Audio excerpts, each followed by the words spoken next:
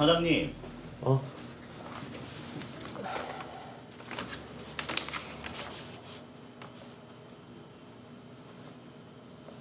가압류. 아파트 가압류 되셨어요? 그런 것 같다. 그럼 이번 달 월급도... 정말 미안하다. 그래도 이번 달만 좀 기다려주면은. 오늘도 개미 한 마리 얼씬 안 하는데 무슨 수로 월급 주시려고요? 그냥 저 그만두겠습니다. 형수야. 직원까지 내보내야 되고 정말 힘드시겠어요. 내가 진짜 면목이 없다.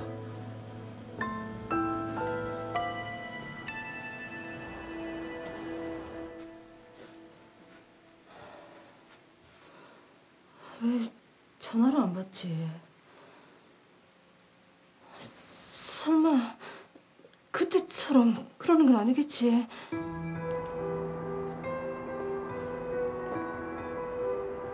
예전에도 한번 가출하신 적이 있었었나? 그러네요. 그때처럼이니까. 아내분이 걱정을 많이 하시겠습니다. 아니다.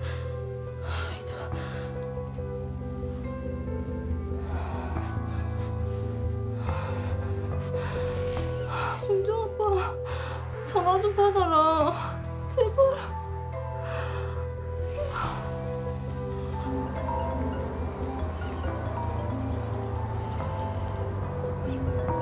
뭔가 큰 결심을 하신 것 같은데.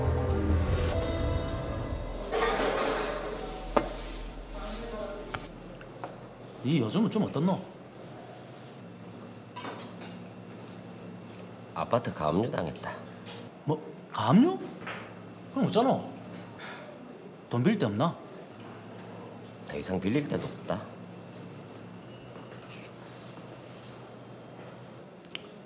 내라도 좀 빌려줘야 되는데. 됐다. 내가 네 사정 뻔히 다 아는데. 근데 더 이상 니를 못 볼 것 같다. 와, 빚쟁이들 때문에 어디 잠시 피해 있으려고? 그냥 야, 오늘은 밥이나 먹자.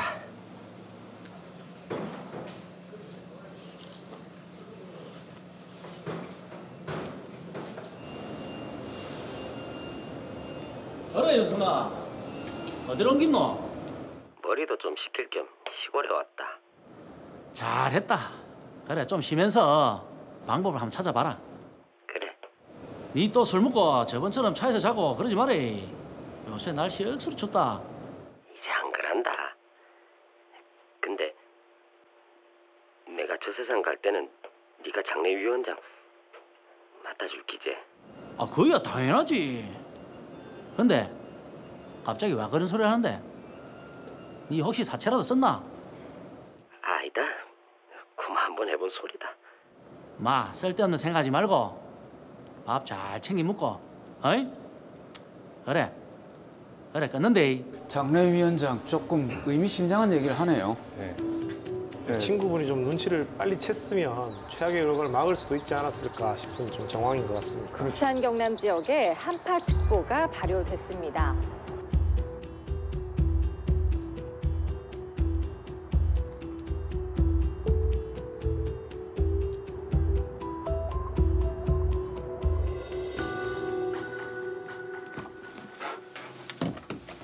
아이고 고객님 오래 기다리셨죠?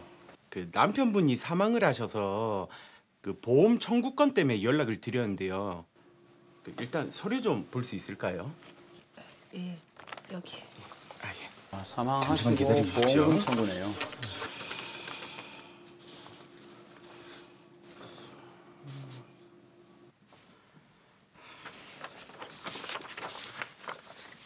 저기 남편분 이윤성 씨 앞으로 상해 보험이 가입이 돼 있는데요. 저희는 사망 보험금을 지급해 드릴 수가 없겠습니다. 왜 안 된다는 거예요? 그 사체 검안서에 사인이 불명으로 돼 있네요. 아니, 거기에 동사 가능성도 있다고 돼 있잖아요. 우리 남편 추운 날 차에서 자다가 동사한 거예요. 동사. 저희 보험사 측에서는 스스로 세상을 떠나신 걸로. 당신이 봤어요. 아무도 본 사람이 없는데 당신이 어떻게 알아요? 예?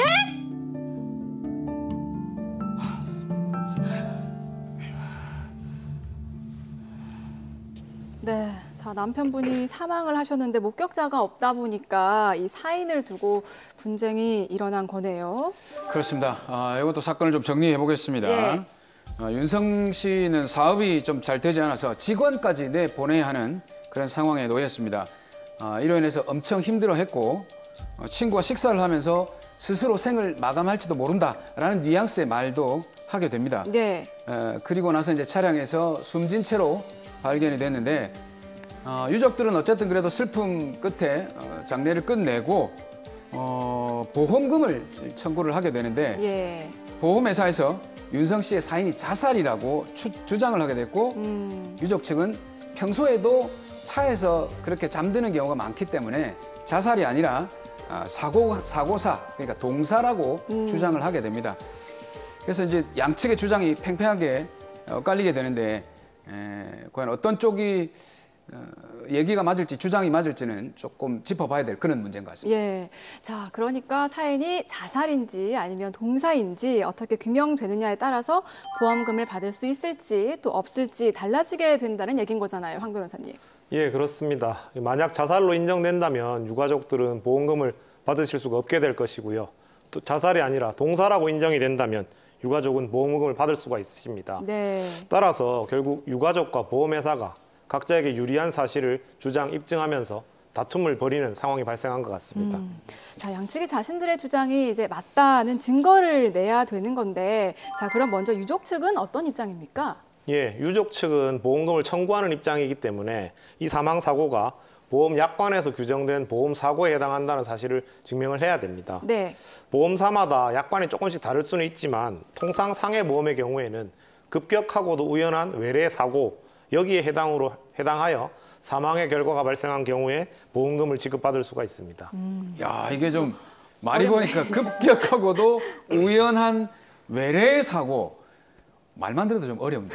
예, 말이 참 어렵습니다. 조금 쉽게 설명을 드리자면 그 예측할 수 없는 원인에 의해서 행위자의 고의가 아닌 우발적으로 발생한 사고여야 한다는 것이 일단 첫 번째 조건입니다. 그리고 두 번째로는 그 사고의 원인이 피보험자의 신체적 결함, 즉 질병이나 체질적인 요인 등으로 인한 것이 아니라 외부적 요인에 의해서 초래된 것을 의미합니다. 따라서 보험금 청구권자는 이 모든 사실을 입증해야 될 책임이 있습니다. 그렇다면 보험회사 같은 경우에는 어떤 사실을 좀 입증을 해야 되죠? 예, 대부분 보험약관에서는 피보험자가 고의로 자신을 해친 경우를 면책 사유로 규정을 하고 있습니다. 왜냐하면 처음부터 보험금을 부정하게 취득하려는 목적으로 보험에 가입한 다음에 고의로 보험사고를 일으켜서 보험금을 취득하는 것을 막고자 그런 의도로 규정이 된 것입니다. 네. 따라서 보험회사가 보험금 지급 책임을 면하기 위해서는 자살의 의사를 밝힌 유서 등을 입증을 한다거나 또는 일반인의 상식에서 볼 때 자살이 아닐 가능성에 대한 의심이 들지 않을 만큼 명백하게 정황 사실을 입증해야 됩니다. 즉 쉽게 말씀을 드리면 누가 봐도 이 사고는 자살이라고 할 정도로 보험회사가 입증을 해야 되는 것입니다. 자, 그럼 이 사건처럼 자살인지 아닌지 애매한 경우에는 유족 측의 주장이 설득력이 있는 건지 아니면 보험회사의 주장이 타당한지에 따라서 승패가 결정이 된다는 얘기네요. 그렇죠. 그런데 이 경우에는 상해보험에 가입이 되어 있는 그런 상태인데 예전에 그 자살이라는 사인을 두고 재해보험금 논란도 좀 있었거든요. 예. 결국 뭐 인정을 받은 걸로 알고 있는데 어떻습니까? 네, 그렇습니다. 사망보험금이라고 하면 재해사망보험금이냐 일반 사망보험금이냐 이렇게 나뉘어져 있는데요. 근데 금액이 좀 다릅니다. 말씀하신 재해사망보험의 경우에는 자살이라 하더라도 그 자살에 이르기까지 우울증이라든가 또는 만취한 상태 이렇게 정신적으로 자유로운 의사결정을 할 수 없는 상태에 있었다. 이런 사실이 입증된다라고 한다면 재해로 인한 사망이라고 인정을 받아서 재해사망보험금을 받을 수 있게 됩니다. 예, 덧붙여서 제가 얘기를 좀 드리자면 현재 대법원 판례 입장에 따르면은 그 자살을 보험회사의 면책 사유로 규정하고 있다고 하더라도 거기에서의 자살이란 자신의 생명을 끊는다는 것을 인식하고 의도적으로 자신의 생명을 절단하여 사망의 결과를 발생케 한 행위를 의미하고, 만약 그 피보험자가 정신질환 등으로 정상적인 의사결정을 할 수 없는 상태에서 충동적으로 사망의 결과를 발생하게 한 경우에는 면책 사유에 해당하지 않는다라고 보고 있습니다. 예. 그 나 변호사님이 하신 말씀처럼 사람이 정신질환 등으로 정상적인 사고를 할 수 없는 상태에서 우발적으로 자살을 한 경우에는 예외적으로 보험금을 지급받으실 수가 있는 것입니다. 근데 보험회사에서 지급하는 보험금 중에는 재해 사망 보험금도 있지만 또 다른 보험금도 있거든요.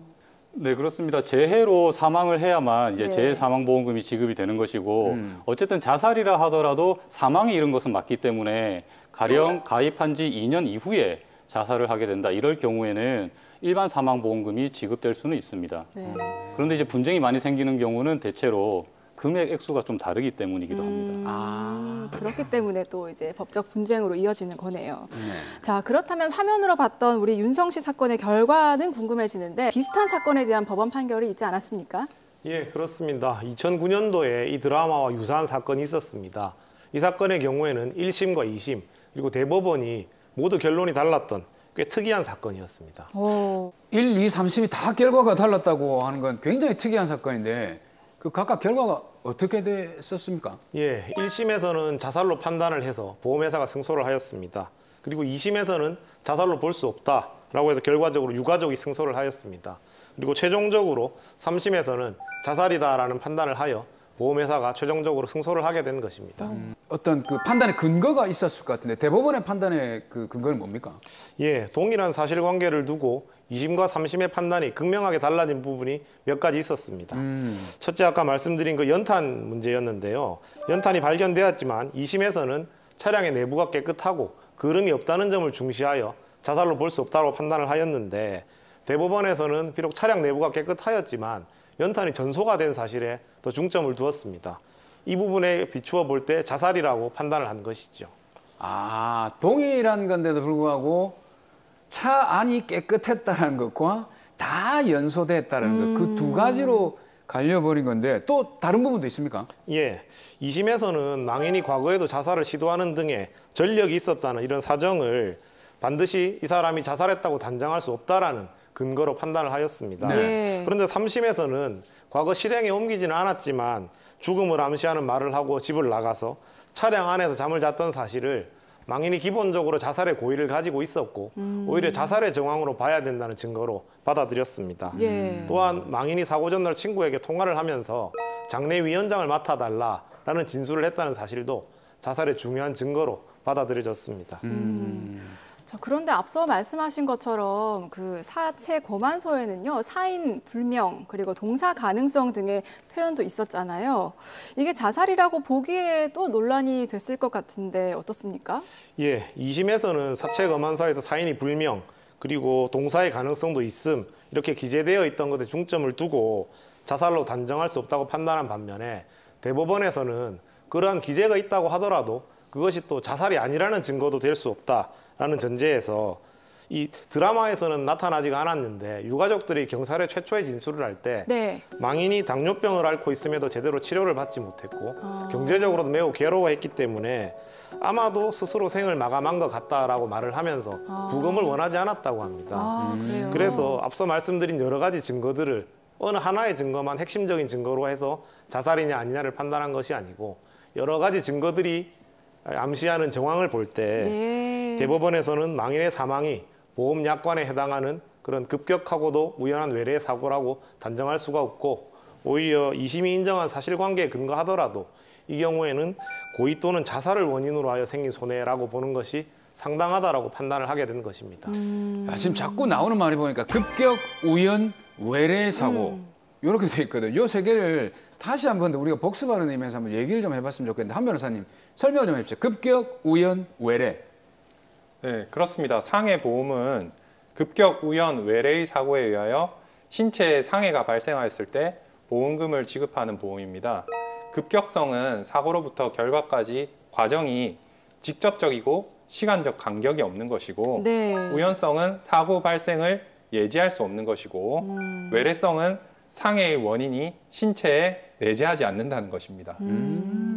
자, 이게 보험이 있다고 해서 무조건 사망보험금을 받을 수 있는 건 아니라는 게 이 사건의 포인트인 것 같습니다. 맞습니까? 예, 그렇습니다. 네. 보험도 결국 보험회사와 보험 가입자와의 계약이기 때문에 계약에서 규정된, 즉 보험약관이죠. 그 보험약관에서 규정된 사고의 경우에만 보험금을 받으실 수 있습니다. 만약 보험약관에 해당하지 않거나 또는 일응 보험약관에 해당한다고 하더라도 보험회사의 면책 사유에 해당하는 경우에는 보험금을 지급받으실 수가 없는 것입니다.